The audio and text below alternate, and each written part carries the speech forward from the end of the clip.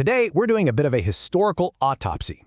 We're going to look at the dramatic and pretty sudden collapse of one of India's most powerful empires, the Marathas. I mean, think about it. For a huge chunk of the 18th century, these guys were the dominant power on the subcontinent. And then, poof, it felt like they just vanished. So the big central question we're going to dig into is, how did it all go so wrong so fast? Now here's the thing. The story of the Marathas isn't some simple tale of one big lost battle. Nope, it's much more complex. It's a story about these deep, unseen cracks running all through their foundations. Cracks that honestly made their collapse almost inevitable when a new, very disciplined rival showed up. So come on, let's peel back those layers and see what was really going on underneath. Okay, so first things first. The biggest, most critical fracture, it was internal. See, the Maratha power wasn't the single solid empire. It was actually a confederacy. And that confederacy, well, it was a house deeply, deeply divided against itself. So, to really get this, picture the Maratha Confederacy, not as one kingdom, but more like a huge building held up by four massive pillars. You had the Scindias, the Holkars, the Gaikwads, and the Bhonsles. Each of these families was incredibly powerful, controlling their own huge territories. But, and this is the key, that very strength, as we're about to see, turned out to be their greatest weakness. Yeah, this quote just hits the nail on the head, doesn't it? It gets right to the heart of the problem. Instead of banding together to face common enemies, these powerful Maratha families were just consumed by jealousy and infighting. It's crazy when you think about it. They were spending just as much energy fighting each other as they were fighting outsiders. It was all about personal power, not the good of the empire. So, what's the big takeaway here? It's this. Their constant squabbling for personal power came at an enormous cost. Every single time one of these chiefs schemed against another, they weren't just hurting a rival. No, they were chipping away at the central authority, the glue holding it all together, the Peshwa. They were literally dismantling their own empire from the inside out, leaving the door wide open for any clever outsider to just walk in and exploit those divisions. But you know, this internal backstabbing, that was only half the story. The problem got so much worse because their whole system, their economy and their military was dangerously out of date. All right, let's talk money. The Maratha economy basically ran on two things, Chauth and Sardish Mukhi. Now, what does that mean? Well, put simply, it was basically protection money. They'd go to other territories and demand a massive slice of their revenue. So right away you can see the issue. Their entire economy wasn't built on, trade or industry. It was built on conquest and constant expansion. And, well, an economy like that, it's just not sustainable, is it? It's fundamentally unstable. It means you have to always be fighting, and you have to always be winning.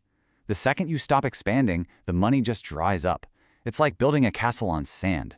Sooner or later, the tide's going to come in.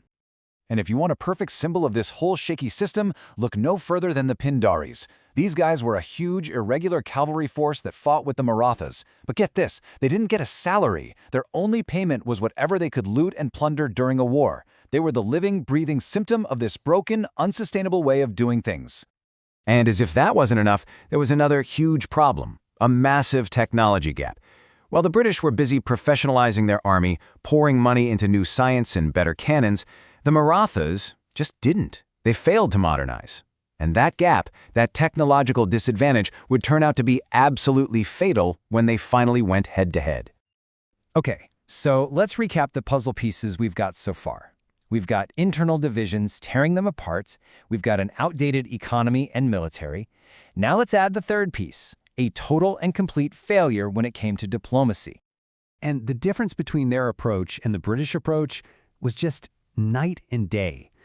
The Marathas, with their whole give us your money or else policy, basically made enemies out of everyone. Their rule was all about force and force alone.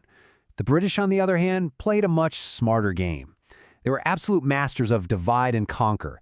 They'd whisper in one ruler's ear, make a deal with another. They literally used the Marathas to help them weaken Mysore. And then, once that was done, they just turned right around and aimed their sights back at the Marathas. Genius, in a ruthless kind of way. And this leads to what was probably their single biggest mistake. They massively underestimated the British. The Marathas looked at them and just saw another rival, another army to fight. They had no idea. They completely missed the bigger picture. They didn't see the complex political games the British were playing, the enormous resources they were pulling out of Bengal, or their long-term strategic vision to control the whole subcontinent. So let's just do a quick rundown of all those cracks in the foundation we've talked about. You've got constant internal warfare, an economy that was basically broken, a serious lack of modern tech, a diplomatic strategy that left them with no friends, and, to top it all off, a complete underestimation of their biggest enemy. Not a great look, right? So what you have is this empire that, from the outside, looks huge and powerful. But on the inside, it's just rotting away. It's a hollow shell, really, just waiting for someone to give it a good, hard push. So when the British finally decided to do just that, what do you think happened? Well, the result was a series of wars, the Anglo-Maratha Wars, that would spell the end for the empire. This was the final chapter. Now, this didn't happen overnight. It was a long, slow, grinding process that stretched over 4 decades. From that first war way back in the 1770s all the way to the final fatal blow in 1818. The British just systematically took the Maratha Confederacy apart, piece by painful piece. You can actually track their downfall through these 3 key treaties. After that first war, the Treaty of Salabai was kind of a draw. It bought the Marathas a little more time, but then look at the next one. The second war ends with the Treaty of Bassein, and this was a killer. It basically turned their leader, the Peshwa, into a British puppet. And then finally, after the third war, that was it. Game over. The Maratha Confederacy was officially dissolved. The end of an era. And all of this leaves us with one last, really fascinating question to think about.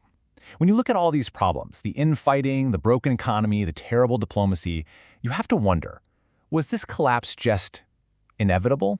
Was it baked into their very system? Or was this a story of missed opportunities? Could one different choice, one stronger leader, one smarter strategy, could that have changed the entire course of Indian history? Something to think about. Thanks for digging into this with me.